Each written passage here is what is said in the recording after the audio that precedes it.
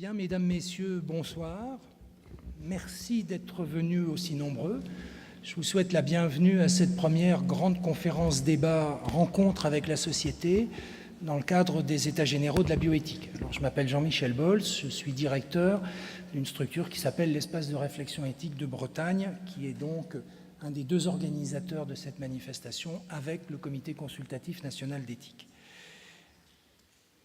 Cette rencontre débat s'inscrit dans un contexte un peu particulier, je pense que vous le connaissez tous, c'est celui des États généraux de la bioéthique 2018. Ils sont préparatoires à la révision de la loi dite de bioéthique du 7 juillet 2011.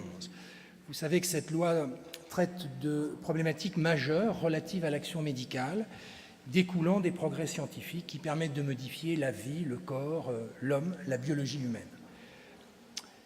Cette loi porte actuellement sur les dons et greffes d'organes, tout ce qui touche à la procréation médicale assistée, tout ce qui touche à la recherche et aux tests génétiques, et enfin tout ce qui touche à la recherche sur l'embryon.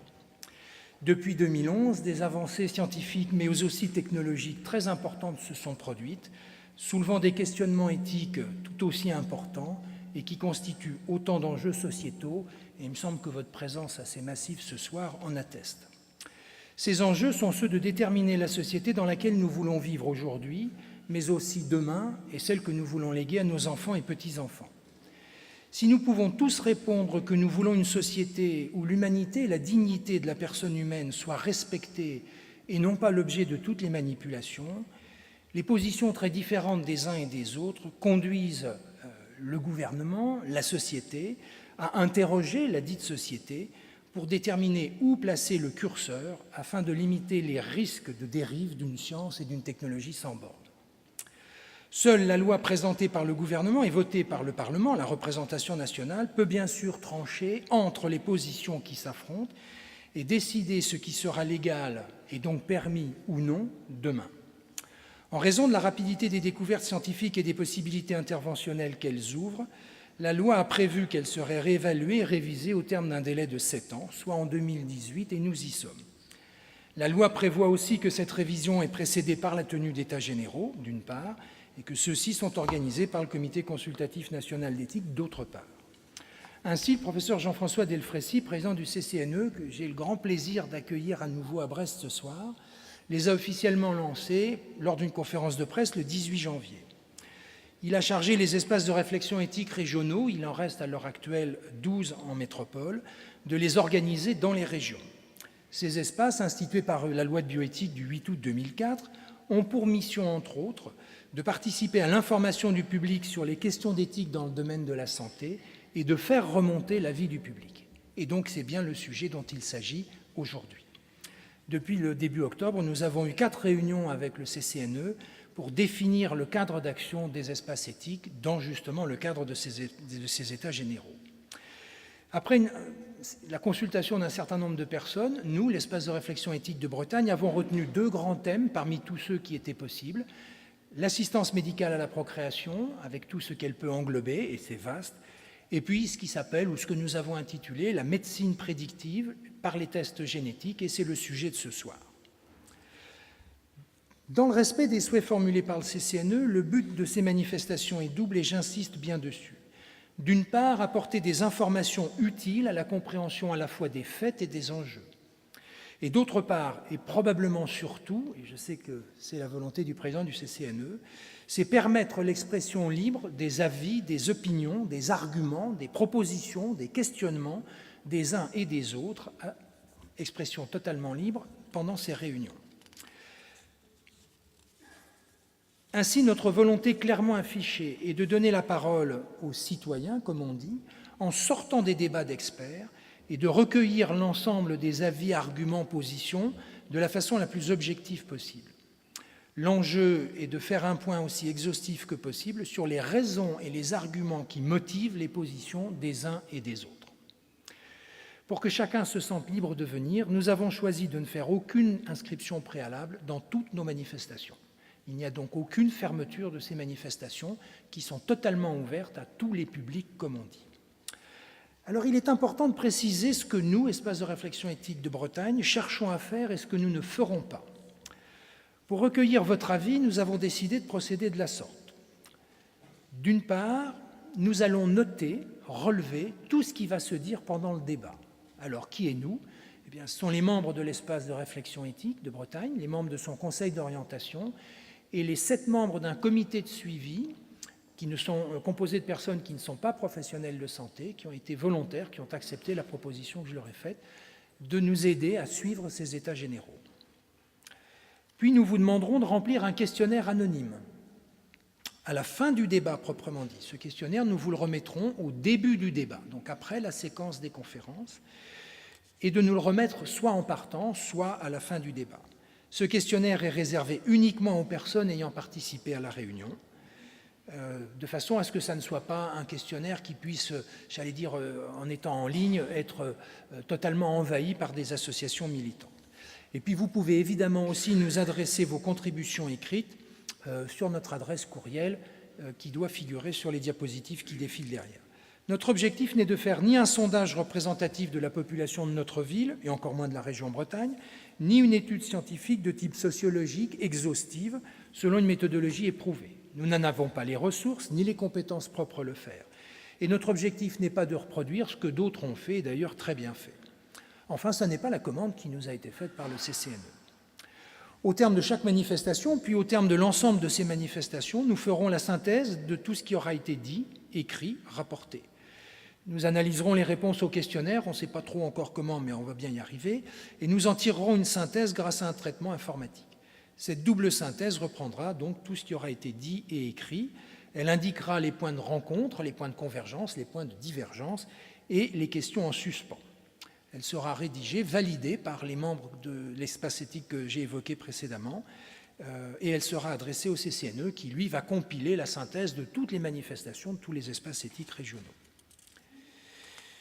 Et le CCNE, pour que tout le monde le sache, adressera son rapport à l'Office parlementaire d'évaluation des choix scientifiques et technologiques, qui est composé à parité de députés et de sénateurs.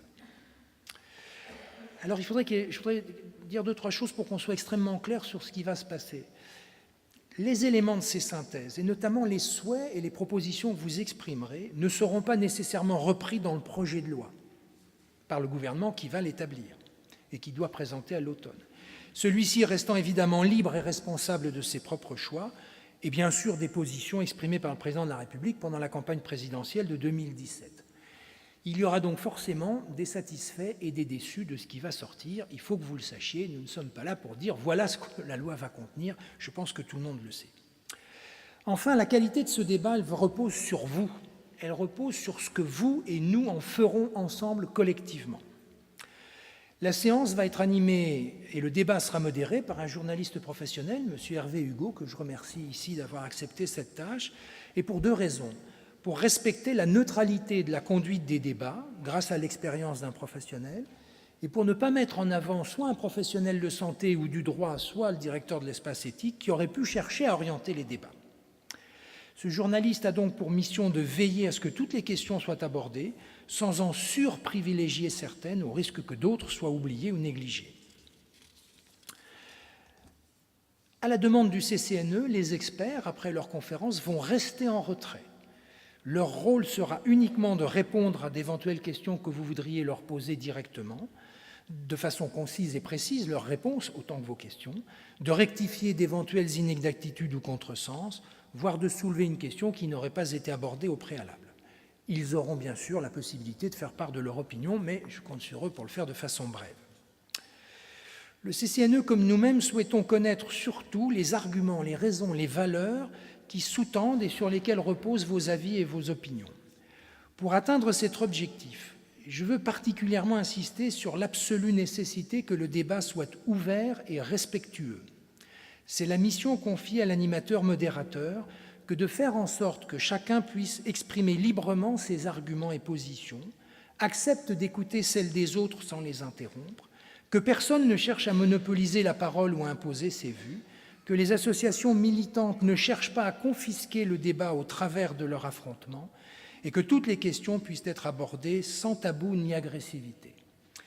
Il s'agit à nos yeux d'un prérequis absolu pour que ce débat soit le véritable exercice de démocratie sanitaire de qualité que l'importance des enjeux soulevés par la révision de la loi mérite et dont nous avons collectivement besoin pour avancer ensemble. Nous vous remercions chacun de votre participation. Vous souhaitons une rencontre débat enrichissante et fructueuse. Et avant de passer la parole à M. Hugo, je voudrais remercier chaleureusement les 3 intervenants qui ont accepté de nous faire partager leurs connaissances et leurs réflexions sur ce thème qu'ils connaissent bien. Et sans mésestimer le rôle des 2 intervenants brestois, je voudrais souligner, pour leur remercier encore une fois, la présence du président du CCNE en personne, M. Jean-François Delfraissy. Bonne soirée à tous. Je vous remercie.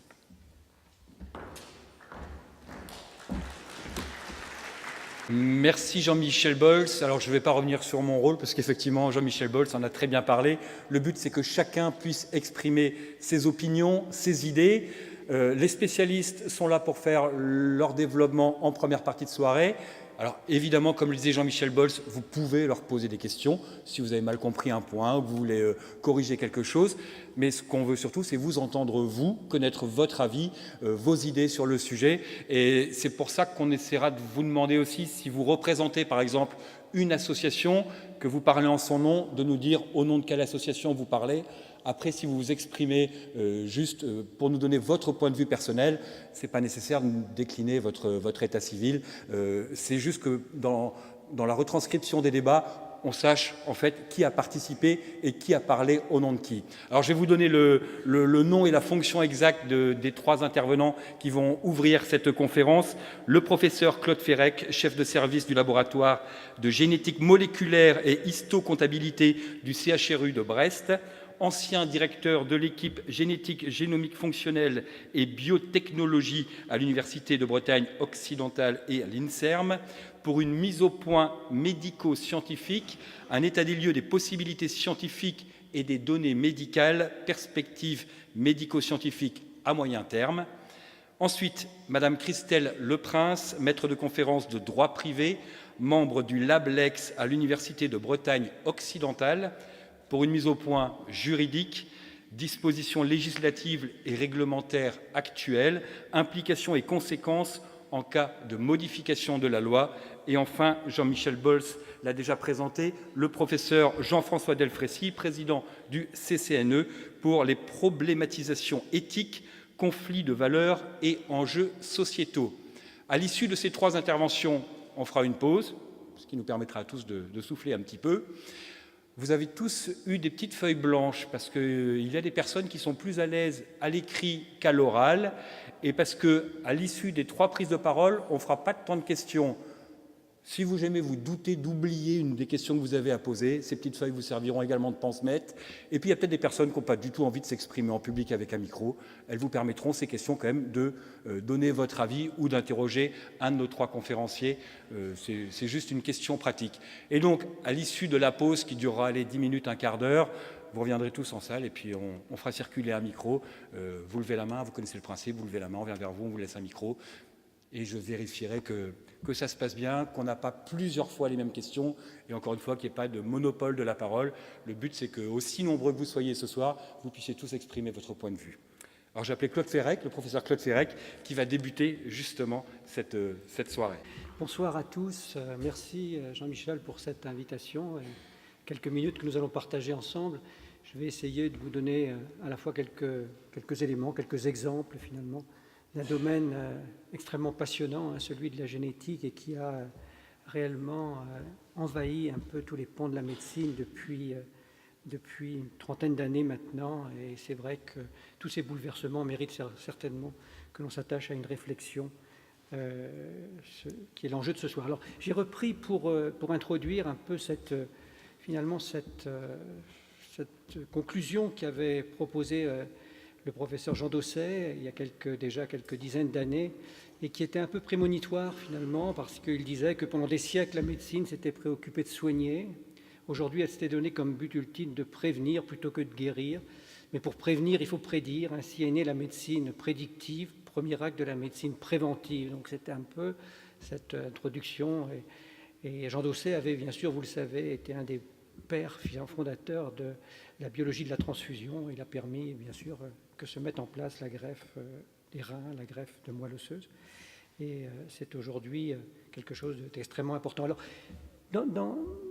dans cette médecine prédictive, finalement, le grand public a été réellement, comment dirais-je, informé à travers les médias, et en particulier, probablement, vous l'avez tous vu, à travers cette communication d'Angelina Jolie, qui a communiqué assez largement sur le fait qu'elle portait finalement un risque en elle important de développer un cancer du sein et de l'ovaire.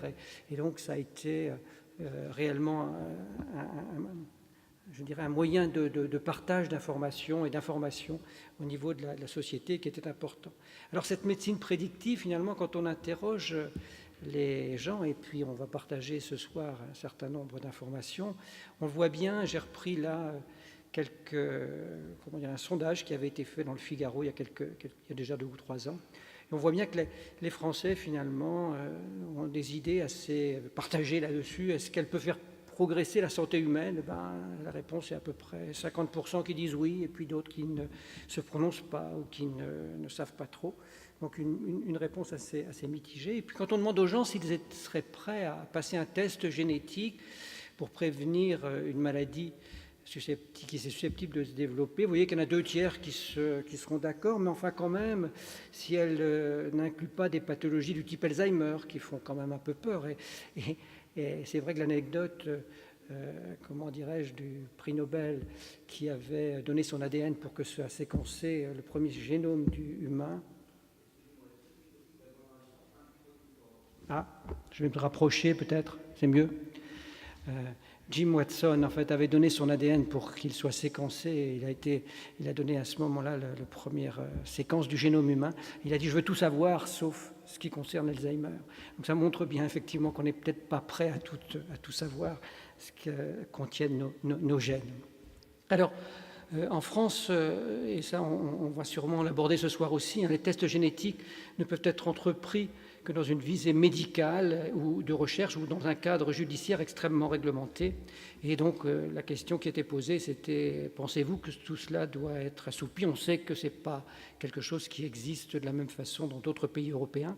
Et vous voyez que là encore, il y a vraiment des réponses qui sont extrêmement partagées, à peu près de 50%, et puis 30% qui pensent à condition que l'accès et l'exploitation de l'information génétique soit strictement encadré par une loi. Mais ça, je vais laisser la parole. Alors, revenons un peu aux bases de la génétique, avec une discipline qui est probablement une des dernières disciplines médicales qui a été reconnue finalement par Jean-François Mattei il y a une trentaine d'années, et qui était née, vous le savez, par un moine qui faisait des expériences de croisement de petits pois dans son monastère.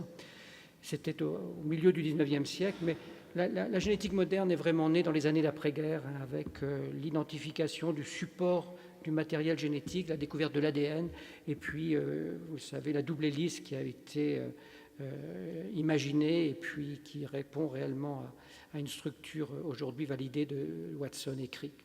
Alors, dans le noyau de chacune de nos cellules, nous avons des chromosomes, une grosse molécule d'ADN qui porte des chromosomes, 22 autosomes et puis une paire de chromosomes sexuels, et puis 23 000 gènes qui sont dispersés sur ces chromosomes et qui finalement ont la responsabilité de donner naissance à des protéines qui constituent nos cellules, nos tissus, notre organisme. Et donc cette information génétique, ça a été finalement le grand défi des dernières années, qui a pu être décrypté. Et nous avons aujourd'hui, bien sûr, accès à l'ensemble de ce matériel génétique au niveau de l'ADN et puis au niveau de la production de cet ADN, ce qu'on appelle l'ARN, c'est-à-dire le message qui est porté par ces gènes et qui est transformé au niveau des cellules en protéines. Alors, ce génie génétique, finalement, qui a constitué la une des journaux au cours de ces 30 ou 40 dernières années, a permis de comprendre un grand nombre de maladies. Il y a à peu près aujourd'hui plus de 30 000 maladies génétiques dont les gènes ont été clonés. Ça a permis, bien sûr, d'avoir des nouvelles stratégies thérapeutiques qui ont pu être imaginées par les chercheurs, donc qui ont permis l'amélioration des traitements et puis la mise en place de prévention d'un certain nombre de maladies. Tout ça, ça a découlé des travaux qui ont été faits sur l'ADN à partir des années 50-60.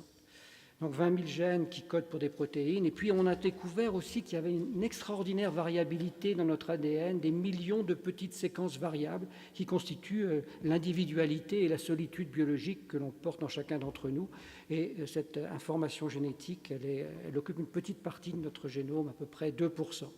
Mais tout ça est aujourd'hui rassemblé dans dans une nouvelle discipline qu'on appelle la génomique, c'est-à-dire au-delà de la génétique elle-même, l'ensemble des caractéristiques de notre génome. Voilà la photo du karyotype, c'est-à-dire les chromosomes qui sont vus sous le microscope et qui, ça a été les années 60 qui ont permis de visualiser ces chromosomes, qui ont permis de découvrir un certain nombre d'anomalies, de structures, de fonctions, de nombre de chromosomes. Et c'est aujourd'hui, au niveau des gènes portés par ces chromosomes, que porte toute notre recherche et notre information. Alors, ces maladies génétiques, elles se transmettent selon un certain nombre de règles qui ont été observées et qui sont souvent le premier questionnement du médecin lorsqu'il est confronté à une personne qui commence à lui dire que dans sa famille, il y a un certain nombre de pathologies partagées. Alors, cet interrogatoire, finalement, permet de dresser un arbre généalogique et permet de reconnaître un type de maladie récessive. Les deux parents sont absolument indemnes de maladie, mais ils ont donné naissance à un enfant qui porte, lui, 2 copies porteuses de mutations dans son gène, maladies récessives qui sont fréquentes dans le génome. C'est l'exemple de la mucoviscidose, c'est l'exemple de maladies enzymatiques extrêmement nombreuses. Et puis il y a des maladies dominantes, c'est-à-dire que le porteur d'une mutation dans son gène muté va le transmettre à la moitié de sa descendance et la maladie va s'exprimer. Une maladie que vous connaissez bien, c'est l'hypercholestérolémie familiale, fréquente et qui se transmet selon ce mode dominant, et il y en a d'autres. Et puis il y a des maladies récessives liées au sexe. Le gène déficient est porté par le chromosome X, et c'est ce que l'on observe dans la myopathie de Duchenne, par exemple. Donc vous voyez, on peut avoir des modes de transmission extrêmement particuliers qui nous permettent finalement d'avoir déjà une première indication sur les maladies génétiques qui sont en cause. Alors, le progrès qui ont été faits depuis ces années 80, ça a été le premier gène humain qui a été cloné, c'était un morceau du gène HLA en 1982. Et je me souviens de cette époque où je commençais à travailler, on mettait des semaines, des mois à séquencer ces morceaux d'ADN pour reconstituer la séquence d'un gène et pour identifier ce qu'on appelle des mutations. Des mutations, finalement, ce sont des changements au niveau des bases qui constituent nos chromosomes.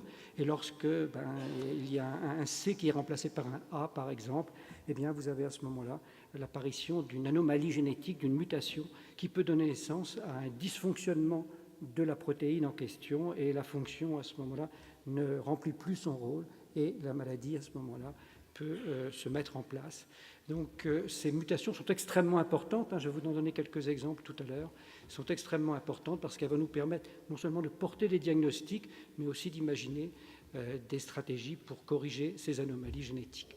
Alors aujourd'hui, il y a eu une grande quantité de techniques, de technologies aussi astucieuses les unes que les autres pour faire en sorte que depuis 30 ou 40 ans, aujourd'hui, en quelques heures, quelques jours, on peut identifier ces mutations à partir des séquences par des techniques d'amplification génique extrêmement puissantes. Et c'est réellement un monde qui a évolué extrêmement rapidement, avec aussi aujourd'hui des séquençages massifs qui permettent d'avoir une information sur plusieurs gènes, plusieurs dizaines de gènes à la fois.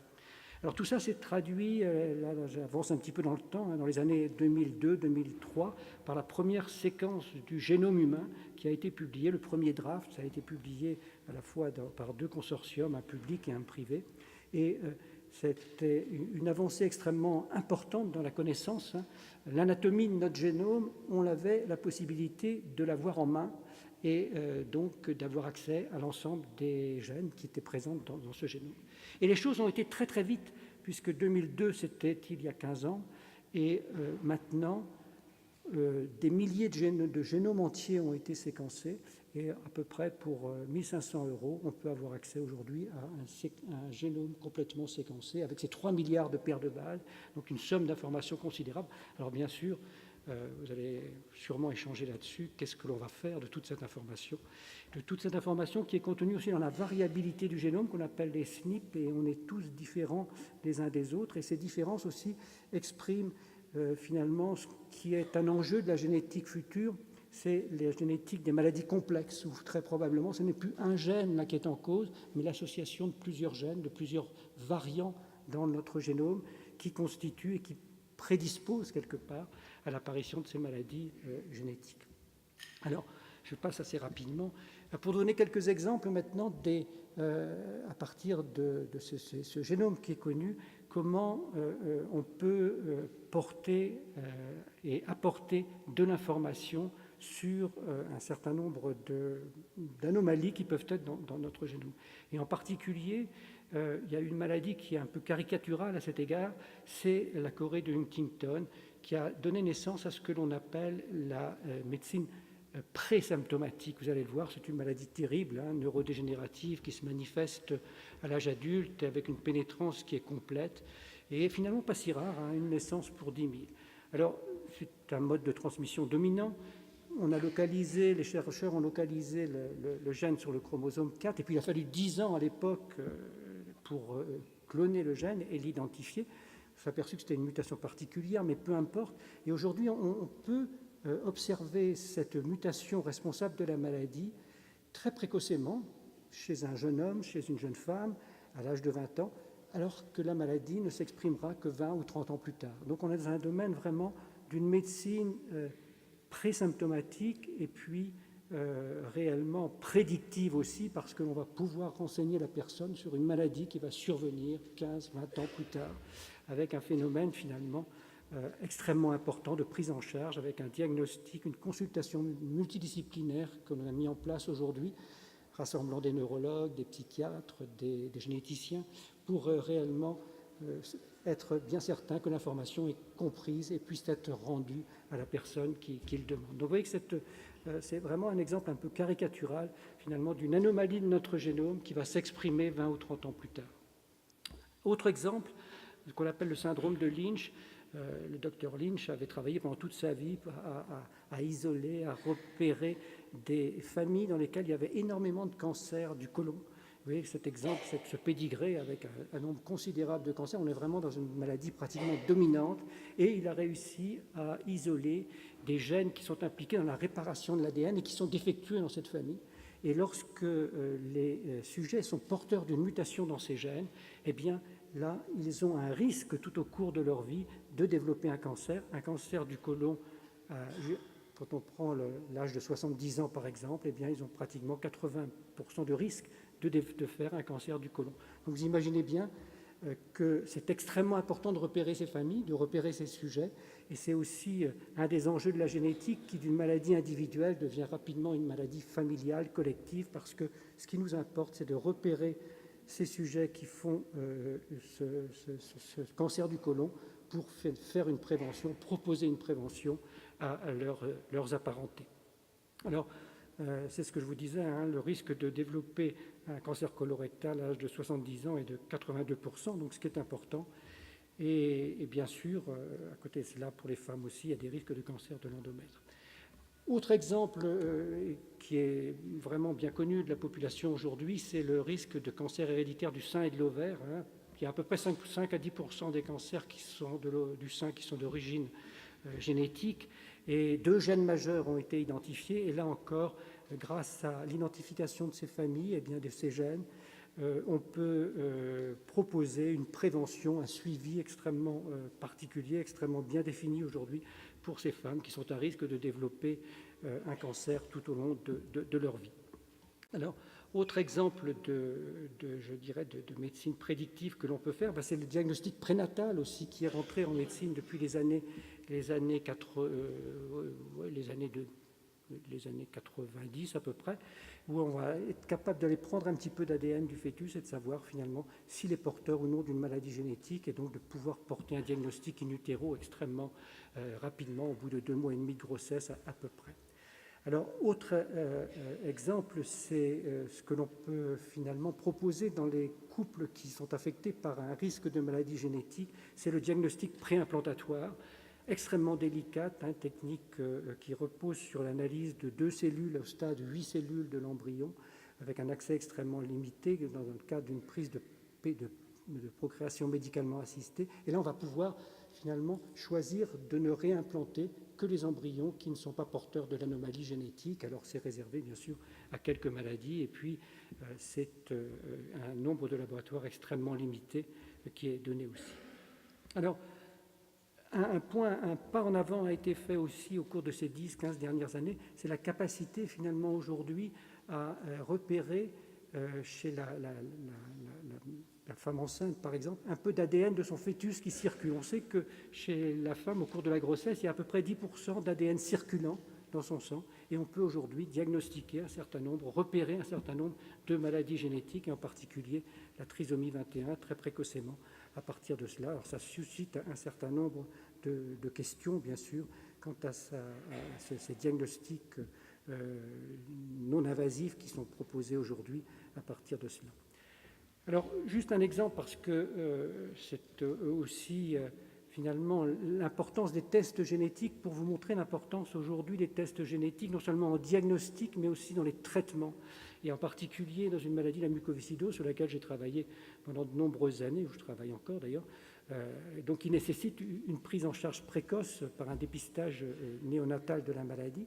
Et ce gène qui avait été cloné en 1989, donc qui a permis de comprendre un peu mieux finalement le dysfonctionnement qui existe dans cette maladie, et bien ce gène de transmission récessive, en fait, sur lequel effectivement aujourd'hui on connaît pratiquement toutes les mutations qui existent. On a pu les classer en 5 catégories, en 5 classes, 6 classes parfois, et en fonction de l'impact de la mutation qu'on va trouver sur la fonction de la protéine. On va avoir un impact majeur dans certains cas, un impact un peu mineur dans certains cas.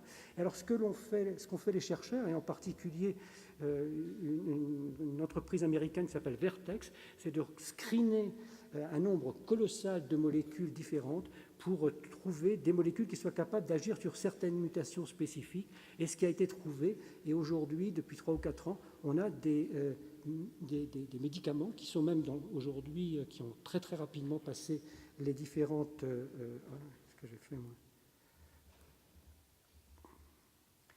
Les molécules qui ont rapidement été, comment dirais-je, qui sont passées en clinique et qui permettent d'avoir une action extrêmement remarquable, à la fois sur la fonction pulmonaire et à la fois sur le test fonctionnel de la mucoviscidose, qu'on appelle le test de la sueur.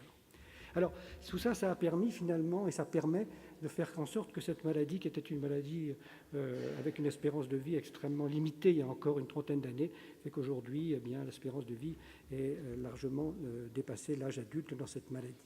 Alors, les tests génétiques, je vous disais qu'il y en avait, la variabilité qui est présente dans nos génomes, avec des millions de séquences qui sont variables, permettent de comparer finalement des données de population et des données de recrutement de malades, de comparer des cas et des témoins, et de repérer les endroits du génome finalement où il y a une différence entre les patients et ce qui définit, alors c'est peut-être un peu compliqué, mais un risque relatif finalement de développer une pathologie, un diabète, un risque relatif de développer une hypertension artérielle, etc.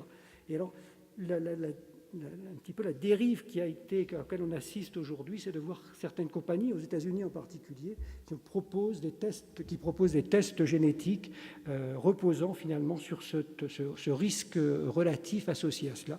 Alors évidemment, notre réflexion dans nos sociétés de génétique française, on est tout à fait en retrait par rapport à ça, parce qu'on ne peut pas donner ce type d'information sans une consultation, sans un accompagnement médical.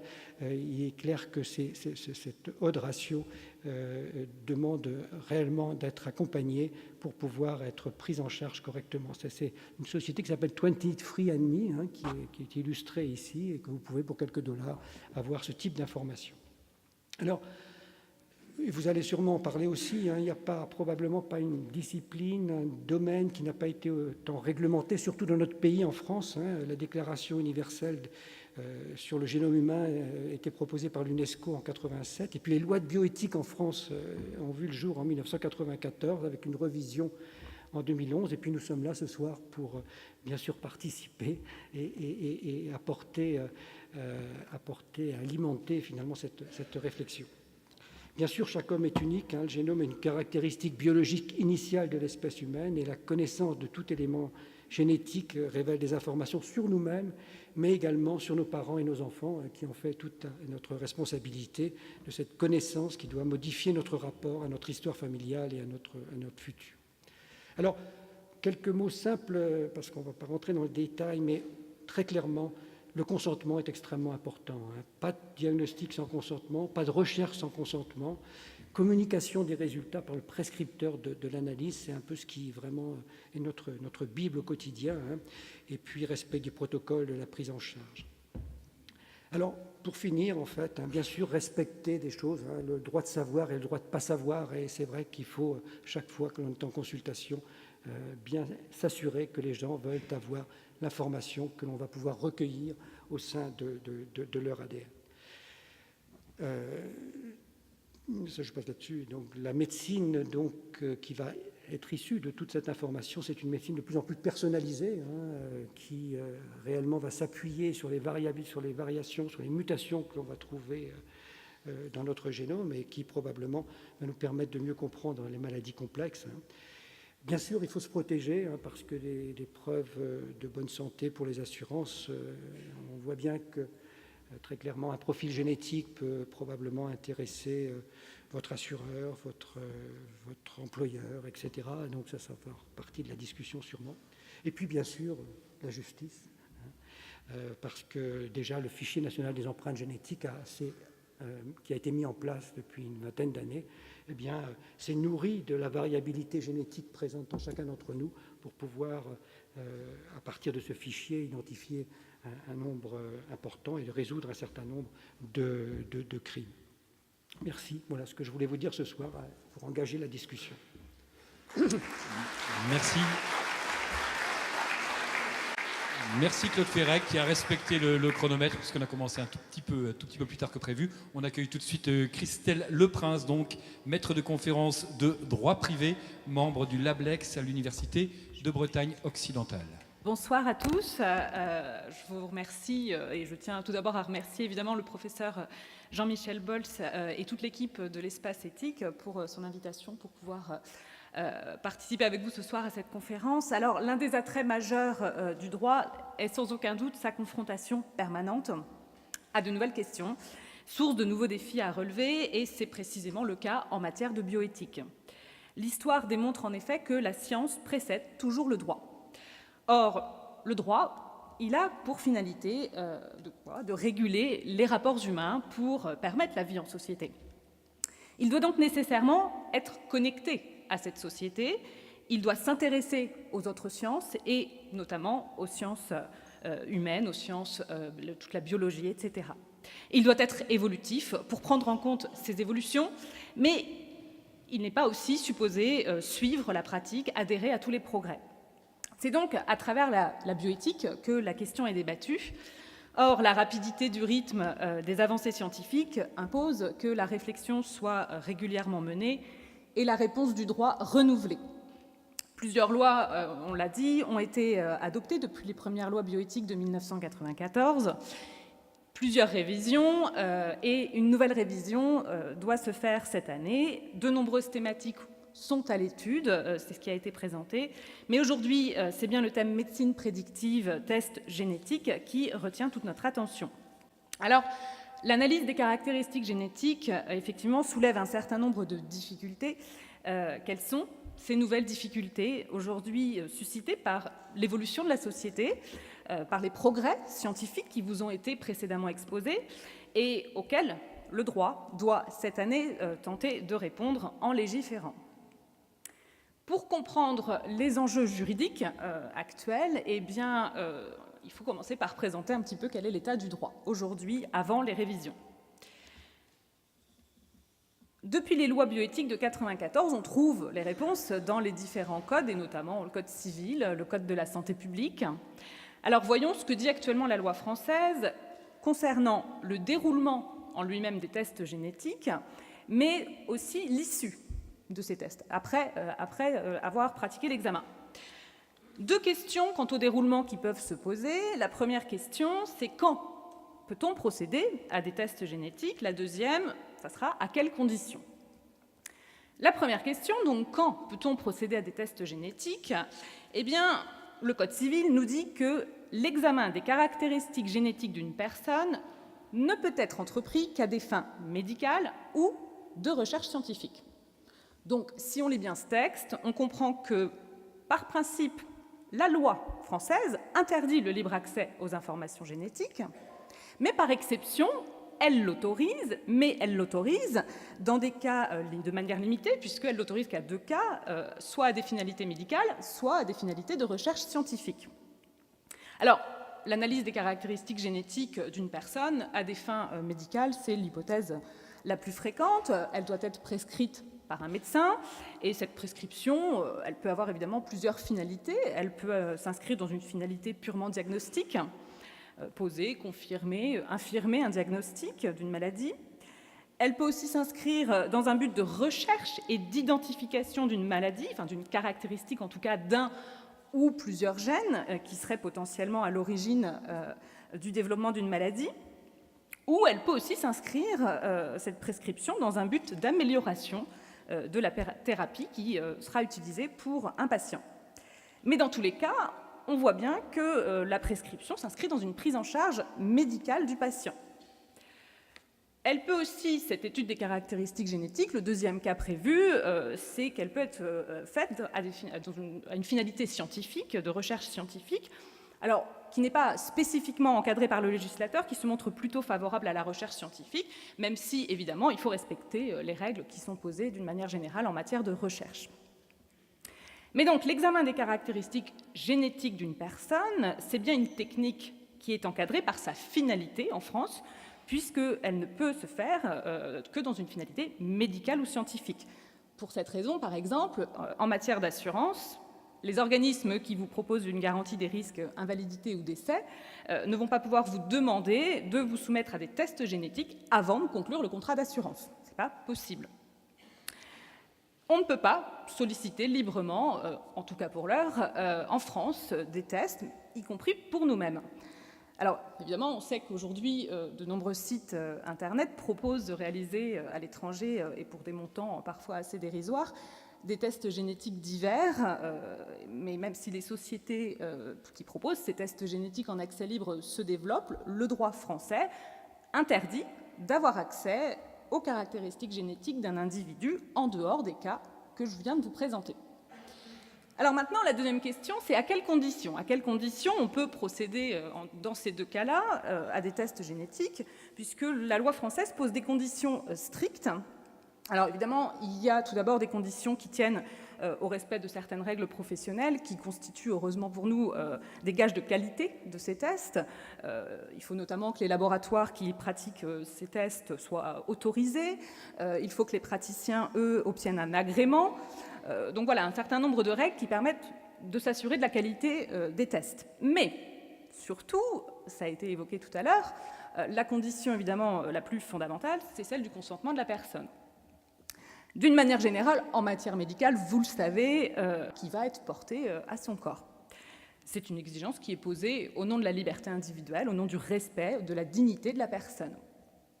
Alors, pour ce qui nous concerne, même si l'atteinte corporelle rendue nécessaire par la réalisation d'un examen des caractéristiques génétiques peut être parfois minime, la personne doit tout de même y consentir. Quelques précisions sur ce consentement. Alors, qui doit tout d'abord exprimer son consentement? Bien entendu, c'est la personne elle-même qui va donner son consentement. Mais il se peut que le test soit effectué, on l'a vu, sur une personne qui est mineure, voire sur un nouveau-né pour des tests néonataux, que ce test aussi soit effectué sur une personne majeure, mais qui est placée sous tutelle. Alors, dans ce cas-là, le consentement exigé, ce n'est pas celui de la personne directement, enfin, en tout cas en premier, c'est celui des titulaires de l'autorité parentale ou du représentant légal pour le majeur qui est placé sous tutelle. Alors, attention, si le mineur ou le majeur sous tutelle est apte à exprimer sa volonté, et à participer à la décision qui le concerne, son consentement doit quand même être systématiquement recherché. On a la volonté vraiment que les personnes participent autant que possible à la décision qui les concerne, je vous dis, directement. Dans tous les cas, si l'examen doit être pratiqué justement sur un mineur ou un majeur en tutelle, la loi interdit le dépistage génétique sur une telle personne si cette personne n'en tire pas un bénéfice direct, préventif ou curatif, concernant donc sa santé, ou un bénéfice pour un des membres de sa famille. Alors maintenant qu'on sait qui doit consentir, comment faire quand le consentement ne peut pas justement être recueilli, ce qui peut être le cas lorsqu'une personne, par exemple, est inconsciente ou dans le coma et qu'il y a éventuellement urgence. Alors, dans cette hypothèse vraiment bien délimitée, où il y a une impossibilité de recueillir le consentement, la loi va permettre de se passer du consentement de la personne, mais il faut dans ce cas-là consulter soit la personne de confiance que la personne aurait éventuellement désignée, la famille ou, à défaut, un des proches. Si ces démarches sont elles-mêmes impossibles, qu'il n'y a pas de personne de confiance qui a été désignée, qu'il n'y a pas de famille ou pas de proche, que la personne est seule, la loi prévoit alors qu'on peut se passer, dans ce cas-là, du consentement, mais, attention, uniquement si l'examen est entrepris à des fins médicales, bien évidemment, et si c'est dans l'intérêt de la personne. Donc ce sera au médecin d'apprécier ces éléments. Comment, maintenant, ce consentement doit-il être donné? Il doit être express. Le consentement, il ne peut pas être implicite. Qui plus est, il doit être donné par écrit. Il est exigé qu'il soit recueilli par écrit, donc pas de consentement donné par oral, quand bien même il serait donné de manière explicite. Donc explicite et par écrit. Et ce consentement doit également être donné de manière spéciale et non pas de manière générale. Ça signifie qu'il doit être donné vraiment au regard des finalités poursuivies par l'examen qui est envisagé. Donc on consent à un examen qui a une finalité en particulier, identifier telle ou telle maladie, telle anomalie susceptible de déclencher telle ou telle maladie. Donc le consentement ne peut pas être général. Alors à quel moment il est recueilli, ce consentement? On a deux règles qui permettent finalement de délimiter le moment, à peu près, auquel doit être fourni ce consentement. Le consentement, il doit évidemment être donné avant l'examen des caractéristiques génétiques. Donc un consentement qui serait donné a posteriori ne serait pas valable. Il doit être donné avant et surtout, il doit aussi donc avoir perduré jusqu'à l'examen. Il est possible effectivement que la personne consente puis change d'avis. On peut tout à fait, en matière médicale, vous le savez, révoquer son consentement quand on le souhaite, jusqu'à un examen, jusqu'à une intervention. C'est pareil concernant l'examen des caractéristiques génétiques. Donc il faut que le consentement il ait été donné avant l'examen et qu'il ait perduré jusqu'à cet examen. La deuxième règle, en matière temporelle, si je peux dire, eh bien, c'est que le consentement il doit être donné après information de la personne concernée. L'information préalable, c'est évidemment crucial pour que la personne puisse exprimer un consentement parfaitement éclairé. L'information, elle doit être appropriée et adaptée au degré de maturité, au niveau de compréhension de la personne. Alors, pour ce qui nous concerne, un décret de 2008 a précisé le contenu de cette information qui doit être délivrée à la personne. Il faut notamment que la personne soit informée des caractéristiques de la maladie recherchée, des moyens de la détecter, du degré de fiabilité des analyses et des possibilités de prévention et de traitement. Elle doit être également informée des modalités de transmission génétique de la maladie recherchée et de leurs possibles conséquences chez d'autres membres de sa famille. Alors, que se passe-t-il si on ne respecte pas ces conditions ? Puisque l'information et le consentement sont quand même les garanties du respect de la personne humaine, eh bien des sanctions pénales sont encourues. Par exemple, le fait de procéder à l'examen des caractéristiques génétiques d'une personne sans avoir recueilli préalablement son consentement, dans les conditions qui sont posées par le législateur, eh bien, c'est puni d'1 an d'emprisonnement et de 15 000 € d'amende. Alors, l'interdiction de principe qui est posée et les autorisations exceptionnelles de pratiquer des tests génétiques qu'on vient d'évoquer, elles valent pour les personnes, donc après leur naissance, Mais ces règles, elles s'appliquent aussi à un stade antérieur, puisqu'elles valent également pour l'embryon ou le fœtus, même si juridiquement, j'insiste, c'est bien juridiquement, il n'a pas le statut, l'embryon ou le fœtus n'a pas le statut de personne. Alors, deux types de tests qui ont été précédemment évoqués, qui sont à finalité médicale, permettent effectivement de dépister l'existence d'anomalies génétiques sur un embryon ou un fœtus. Il y a le diagnostic prénatal qui permet de détecter in utero chez l'embryon ou le fœtus une affection d'une particulière gravité. Il peut donc s'agir de réaliser effectivement en cours de grossesse des examens génétiques, comme c'est le cas pour la trisomie 21, dont le dépistage in utero est proposé à toutes les femmes au cours du premier trimestre de grossesse. Alors, la femme enceinte, de la même façon, elle va devoir être informée sur sa possibilité de recourir à de tels tests, à de tels examens, afin d'évaluer le risque que l'embryon ou le fœtus présente, l'affection susceptible de modifier évidemment le déroulement ou le suivi de la grossesse. Elle doit aussi être informée des objectifs, des modalités, des risques, des limites et surtout aussi du caractère facultatif de ces examens. Si elle décide de recourir à ces examens, eh bien, son consentement doit là encore être donné expressément et par écrit. L'autre diagnostic, c'est le diagnostic préimplantatoire qui est utilisé lorsqu'un couple a recours à une technique de procréation médicalement assistée qui conduit à une fécondation in vitro. Donc là, il s'agit d'un diagnostic qui va être réalisé à partir de cellules qui sont prélevées sur l'embryon qui est conçu in vitro. Donc le diagnostic, il a lieu avant le transfert et l'implantation de l'embryon dans l'utérus de la femme. Alors, il n'est autorisé toutefois qu'à titre très exceptionnel. Il y a des conditions qui sont posées, notamment le médecin doit attester que le couple, du fait de sa situation familiale, a une forte probabilité de donner naissance à un enfant atteint d'une maladie génétique d'une particulière gravité et qui est reconnu comme incurable au moment du diagnostic. Mais là encore, les deux membres du couple doivent consentir par écrit à la réalisation de ce diagnostic.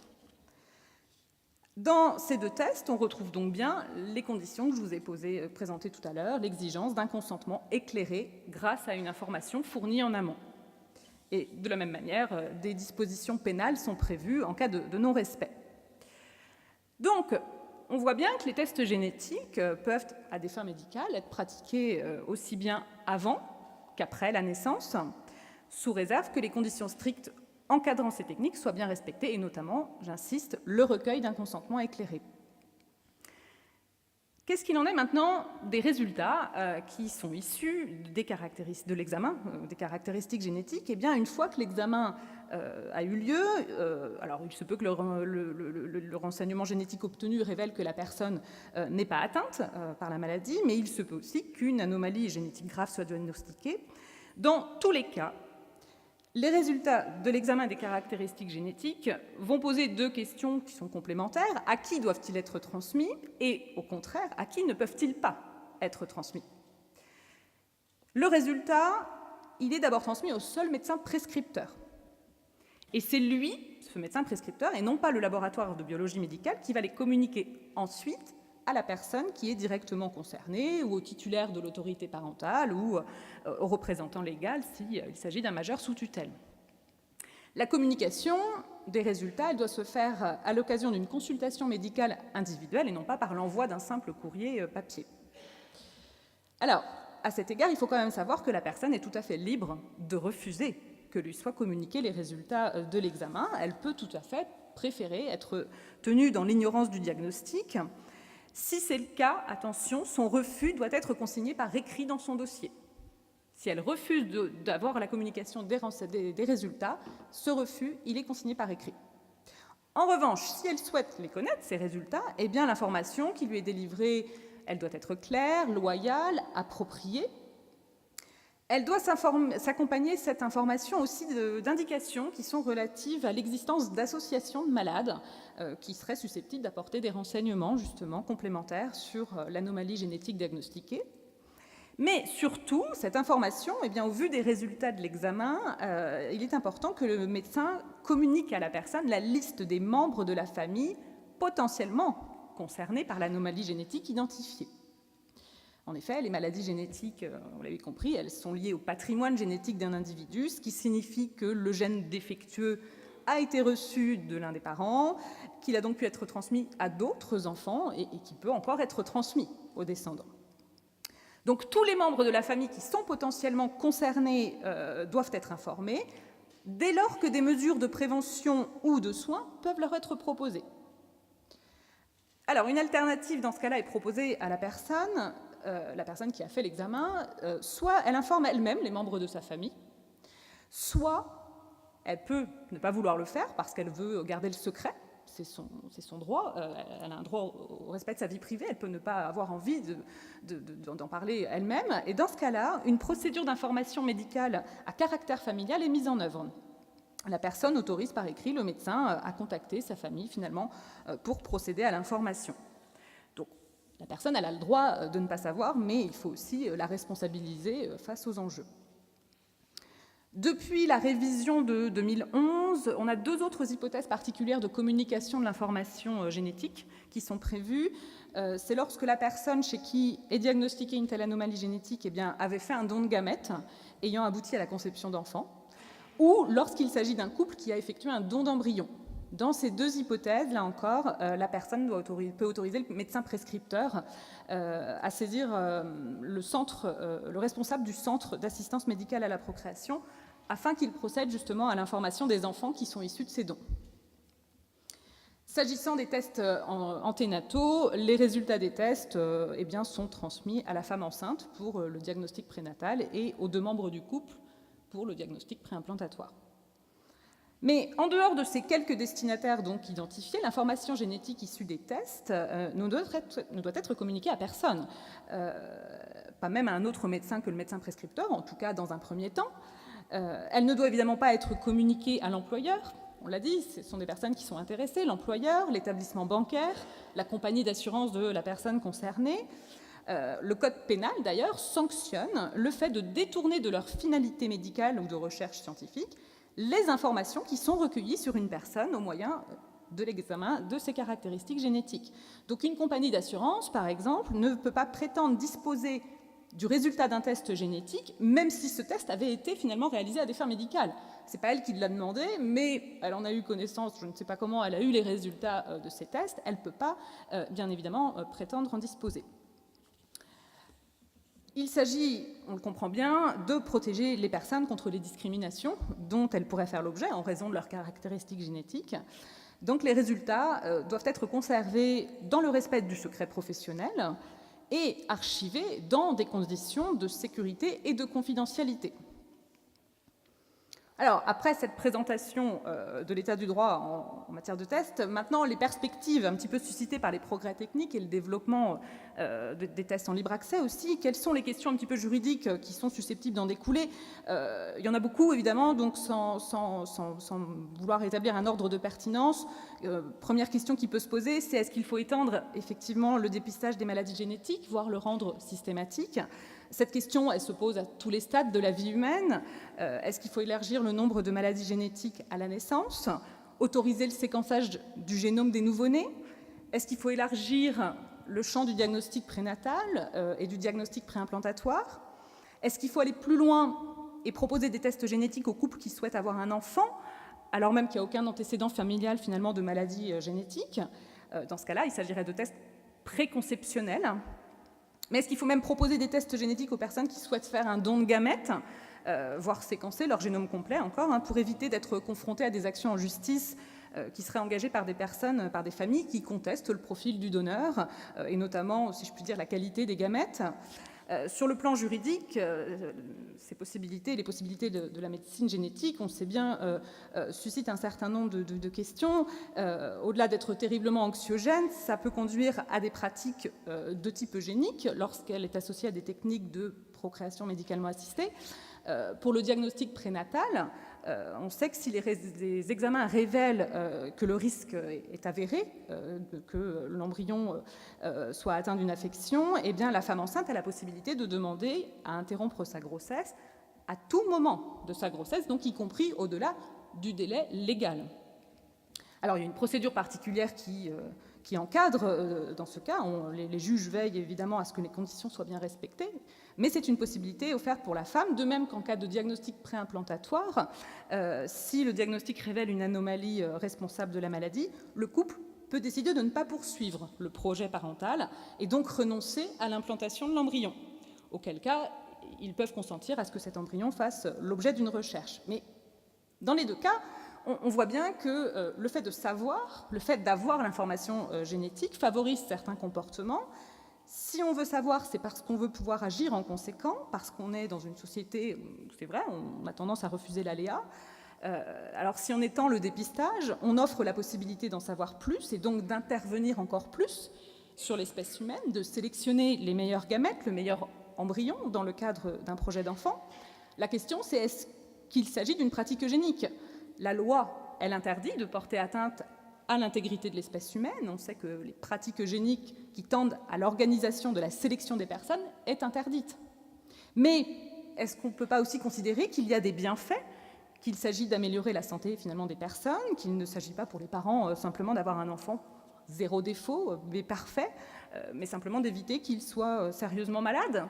Donc, est-ce qu'il ne s'agit pas aussi d'un enjeu de santé publique ? Ce qui est sûr, c'est que cela favorise un risque de dérive qu'il faut encadrer, d'autant que si on étend le dépistage, on étend aussi la possibilité de commettre des erreurs d'appréciation, des fautes de diagnostic qui seraient source de responsabilité.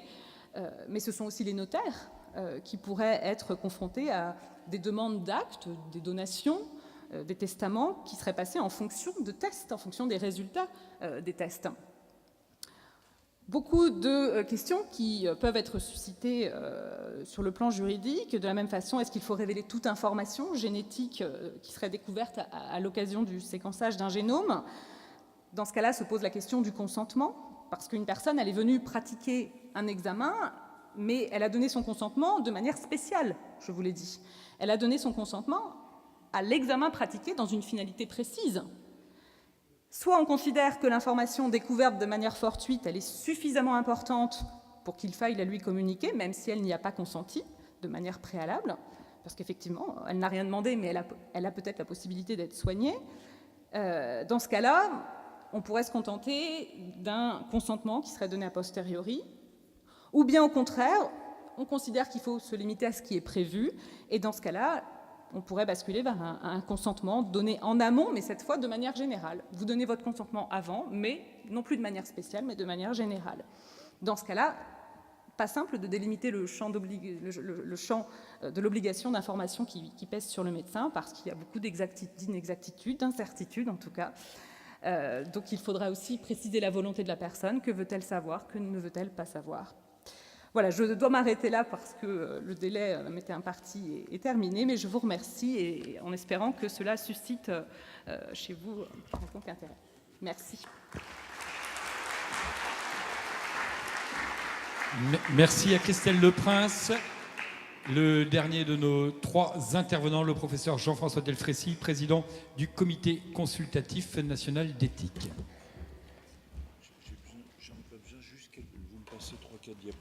Bonsoir à tous. Écoutez, merci beaucoup pour cette invitation à Brest et Jean-Michel en particulier. On est d'autant plus intéressés, je suis venu avec Marie-Christine Simon qui travaille avec moi au CCNE, puisque c'est le premier grand débat finalement des États généraux de la bioéthique. Donc vous voyez qu'en fonction de ce que vous allez faire dans ce débat, sans trop vous mettre de pression, vous voyez l'impression que nous aurons ou pas de ce que va être le début de ces États généraux. Juste un tout petit mot, Jean-Michel a très bien donné la philosophie générale de ces États généraux de la bioéthique, qui sont l'occasion en effet d'un débat citoyen sur des sujets difficiles et puis d'une sorte de réflexion commune qu'on peut avoir sur ces sujets complexes. On a décidé, puisque ça dépendait du CCNE, d'ouvrir largement les thématiques de ces États généraux, et avec des sujets que tu as évoqués, on les a ouverts sur des nouveaux grands sujets aussi de ces dernières années, que sont l'intelligence artificielle en médecine, la robotique, que sont les aspects de santé et environnement. Et on a laissé deux grands sujets sociétaux, qui ne sont pas vraiment de la bioéthique, qui sont autour de PMA, GPA, et puis enfin des aspects sociétaux de la procréation, et puis de la fin de vie, de la discussion sur suicide assisté, parce que même si c'est pas de la bioéthique, même si c'est de l'éthique tout court, même s'il n'y a pas eu on ne peut pas parler de progrès scientifique extraordinaire dans ce domaine, hein, on n'est pas dans c'est hors sujet. Mais néanmoins, il nous a paru intéressant de laisser ce sujet, puisqu'il y a cette rencontre entre la société, le politique et la médecine et les scientifiques tous les 7 à 8 ans, et bien il fallait qu'on ait ce débat. Bon, ça ne veut pas dire forcément, et ça vous a déjà été bien souligné, pour dire que tout ça va rentrer ensuite dans la loi. Mais plus les états généraux de la bioéthique auront été, je dirais, larges, plus il y aura eu de discussions, plus il y aura eu de retours, et bien plus il y aura une force finalement de ce qu'on appelle un peu de l'intelligence collective, et de savoir si finalement en France, en 2018, on est un peu capable de construire autour de ça sur des sujets aussi difficiles. Donc voilà ce que je voulais vous indiquer, et donc rendez-vous de tout ça fin juin 2018. Ensuite, le CCNE, comme ça a été dit, fera un rapport aussi neutre que possible, pour dire ce qui a été écouté, ce qu'il a entendu, selon les modalités qui vous ont été données. Et après, il y aura le début de la loi.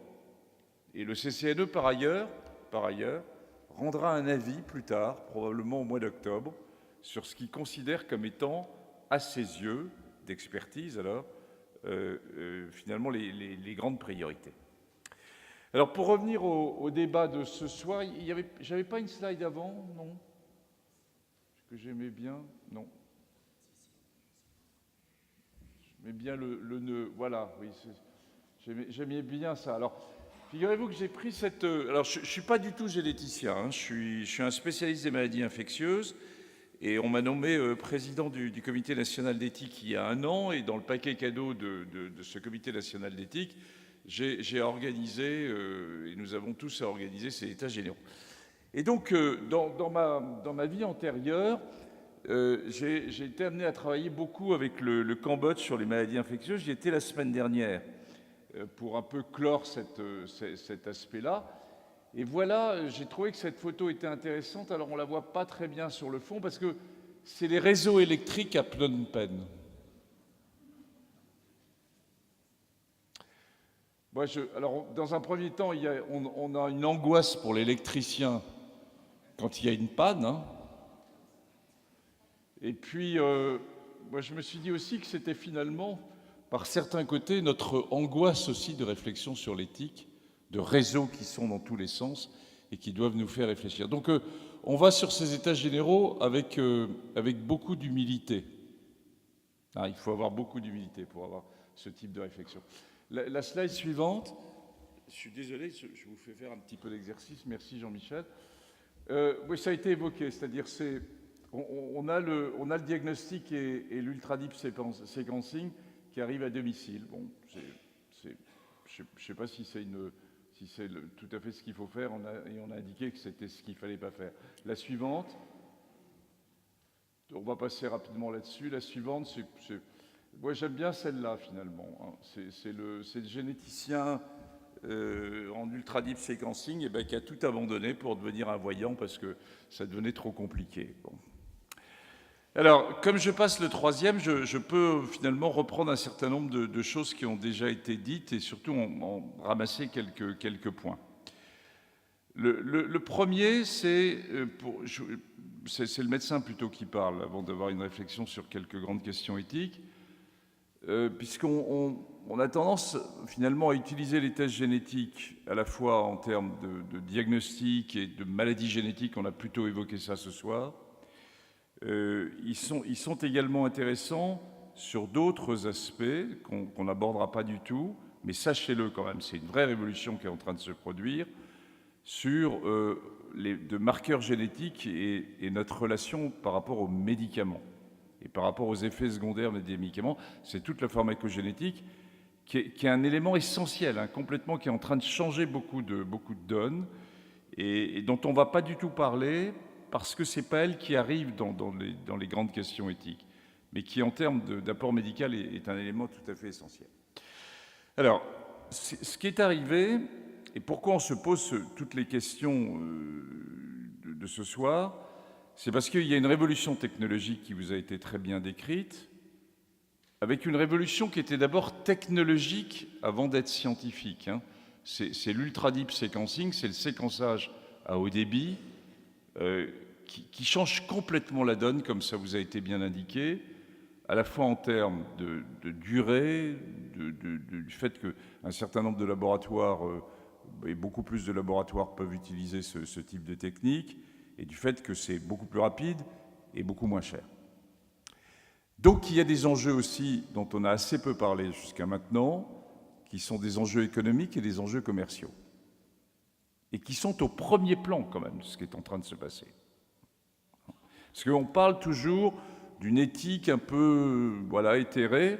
Non, il y a aussi des enjeux très particuliers, et en particulier dans ce domaine de la nouvelle génétique, qui sont des enjeux commerciaux. Alors, ça c'est le premier point, une avancée technologique majeure qui bouscule même les idées scientifiques, par certains côtés. Le second, vous l'avez assez peu évoqué, bon, c'est le fait qu'en même temps, il y a un relatif échec des thérapies géniques. C'est-à-dire que la génétique et la génomique ont considérablement avancé, les nouvelles techniques, et finalement en termes thérapeutiques, ce qu'on avait évoqué, ce que vous avez tous entendu, ça va révolutionner un certain nombre de maladies. Eh bien, finalement, quand on regarde 10 à 15 ans plus tard, ça ne veut pas dire que c'est fini, mais il y a eu un relatif échec de ces aspects thérapeutiques. Donc, avancée technologique majeure, relatif échec de la thérapie génique, coûts qui se sont beaucoup réduits, eh bien, on est bien sûr dans ce qui a été évoqué, c'est-à-dire l'utilisation de ces techniques avec une visée finalement de prévention et d'idée de prévenir dans une certaine mesure, de diagnostic précoce et de prévenir ces maladies, un certain nombre de maladies. Alors maintenant, si je pose rapidement parce que c'est vraiment vous qu'on souhaite entendre, et je partage complètement l'avis de Jean-Michel Boll qui vous a indiqué tout à l'heure,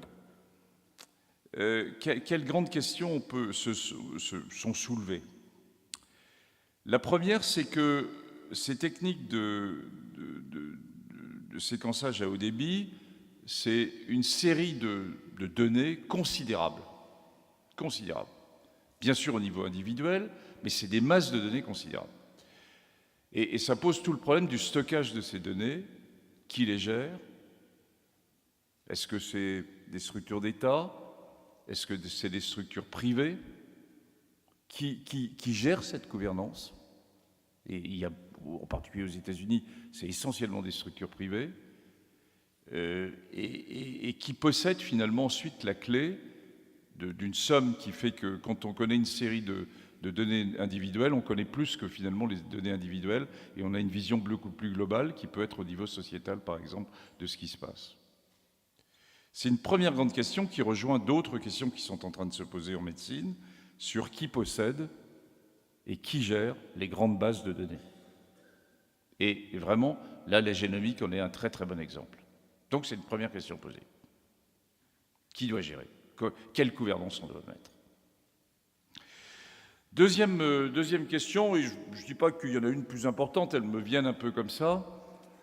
Ça a été évoqué par notre juriste, c'est le fait qu'il y a un consentement éclairé qui est donné avec ces nouvelles techniques pour aller à la recherche d'une mutation, d'une anomalie génomique associée à une maladie.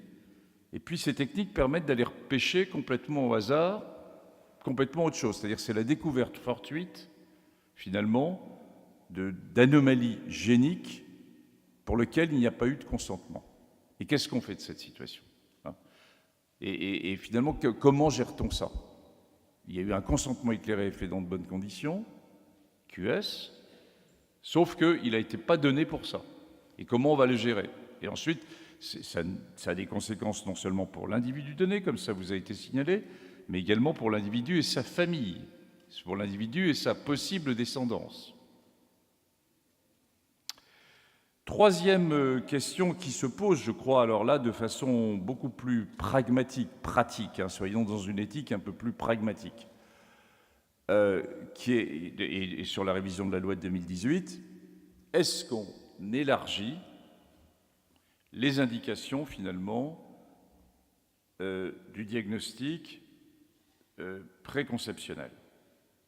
Est-ce que les techniques étant présentes, le coût s'étant largement réduit, et il va encore se réduire de façon très significative dans les 2 ou 3 ans qui viennent, on vous a parlé tout à l'heure de 1 500 €, certains parlent même moins, pour de l'ultra-deep sequencing, qui est ciblé, qui n'étudie pas l'ensemble du génome, enfin qui étudie quand même une bonne partie du génome. Et est-ce que finalement, dans un couple qui veut créer une famille, où il n'y a pas d'anomalie médicale, où il n'y a pas de signal médical, on laisse s'installer la possibilité d'un diagnostic à froid. Je sors avec toi et montre-moi ton ultra-deep sequencing. Alors en France, on ne le fait pas, ça vous a été très bien donné, hein, ça a été très bien dit. Sauf que ça se fait sur Internet, dans des conditions qui sont les plus catastrophiques. Et les consultants de génétique médicale sont, et ça a été très bien signalé, en particulier une position française très forte, avec une culture française très très forte autour de ça, qui est qu'il faut une prescription médicale, c'est-à-dire une discussion avec le patient ou la personne qu'on a en face, pour ensuite lui expliquer ce que va être ce test et pouvoir mieux lui expliquer ce que va être le résultat de ce test. Si vous avez en effet la possibilité de demander un ultra-deep sequencing sur Internet, mettons, allez, à 500 $ dans 2 ans, vous recevez le test, il n'y a pas eu de prescription médicale, c'est ma slide avec, on vous le donne, c'est le postier qui vous l'amène, et so what, qu'est-ce que vous faites? Et en plus, on vous trouve quelque chose. Il y a un truc rouge qui est marqué sur lequel on ne comprend rien. Et alors vous allez voir la consultation de génétique du CHU, très bien menée, en particulier à Brest, ou ailleurs, et c'est pas eux qu'on prescrit, il n'y a aucune discussion préalable, et qu'est-ce qui se passe? Et pourtant, cette autorisation, elle existe dans certains pays. Et on ne peut pas être non plus dans le blocage de ça.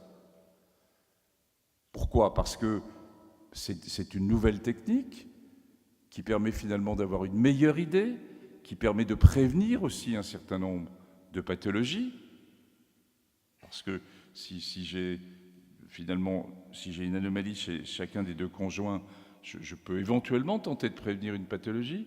Ça permet à ce moment-là, s'ils poursuivent leur liaison, entre guillemets, eh bien, de se poser la question de ce qu'il faut faire en diagnostic prénatal et en diagnostic préimplantatoire s'il y a un enfant, ou en tout cas un embryon. Donc d'avoir une attitude, je dirais, anticipative par rapport à quelque chose qui pourrait se passer. Donc on voit bien le côté extrêmement difficile d'un côté, et puis de l'autre côté, une science qui avance et qui peut apporter quelque chose.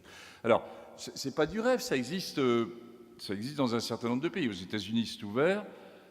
Bon, c'est ouvert aussi en Israël, c'est ouvert. Enfin, il y a une série de pays sur lesquels c'est disponible là maintenant. Et surtout, c'est disponible sur Internet. Donc, qu'est-ce qu'on fait dans la loi?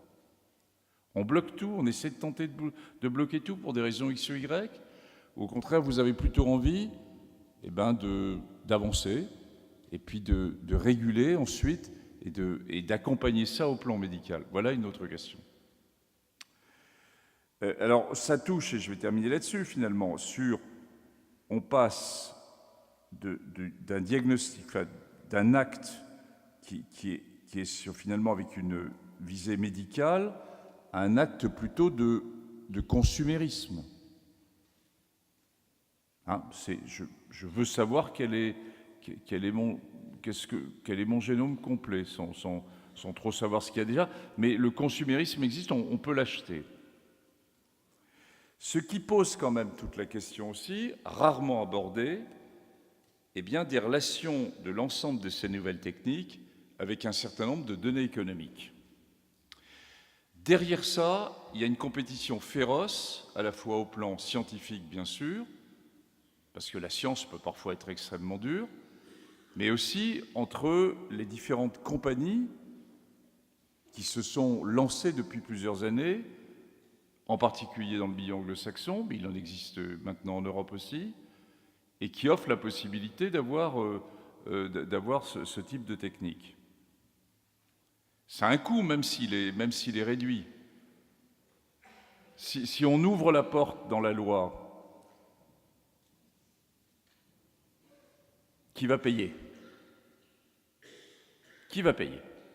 Au niveau de notre société, qui est relativement exsangue au niveau de la prise en charge médicale, vous le savez, ou vous avez tous entendu qu'il y a d'autres besoins qui existent. On vient d'avoir, là depuis 2 jours, des difficultés, enfin un recensement des difficultés dans la prise en charge des personnes âgées dans les EHPAD. Et inversement, si on ouvre et qu'on laisse avec une société française qui fait régler ça par la sécurité sociale, vous voyez bien l'enjeu qu'il y a. Il y a un enjeu éthique, hein, de savoir qu'est-ce qu'on favorise ou qu'est-ce qu'on ne favorise pas. Et inversement, si on ouvre et que ce n'est pas remboursé, bien, vous voyez bien la différence. On est dans un modèle qui est complètement différent de celui qui a été porté jusqu'à maintenant dans le système médical français. Donc voilà, il faut bien que vous ayez en tête tous ces enjeux. Je pense que, à mes yeux, un des principaux, sans vouloir vous guider du tout, est quand même cette ouverture ou non finalement, et dans quelles conditions elle pourrait se faire vers un élargissement des indications de l'utilisation de l'ultra-deep sequencing sur un diagnostic préconceptionnel. C'est, je pense, un des enjeux importants parce qu'il existe dans d'autres pays, et que vous ayez conscience aussi des enjeux économiques qui existent derrière. Voilà, merci beaucoup, et surtout un très bon débat.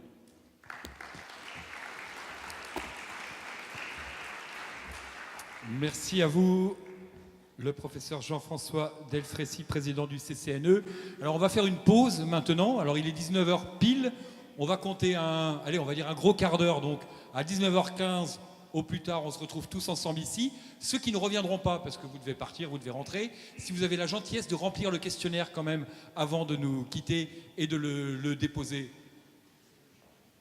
D'accord, donc avant de partir, prenez le questionnaire, le remplir, merci, et nous le laisser. Et puis ensuite, alors si vous êtes tous là à 19h10, on n'attendra pas évidemment 19h15, bien sûr, et après on vous laissera la parole. Donc le principe, vous levez la main. Et puis ceux qui voudront juste qu'on lise leurs questions, parce qu'ils n'ont pas spécialement envie de prendre un micro et de s'exprimer devant tout le monde, vous faites un petit signe et je me ferai votre porte-parole au moment de poser ces questions. C'est la pause.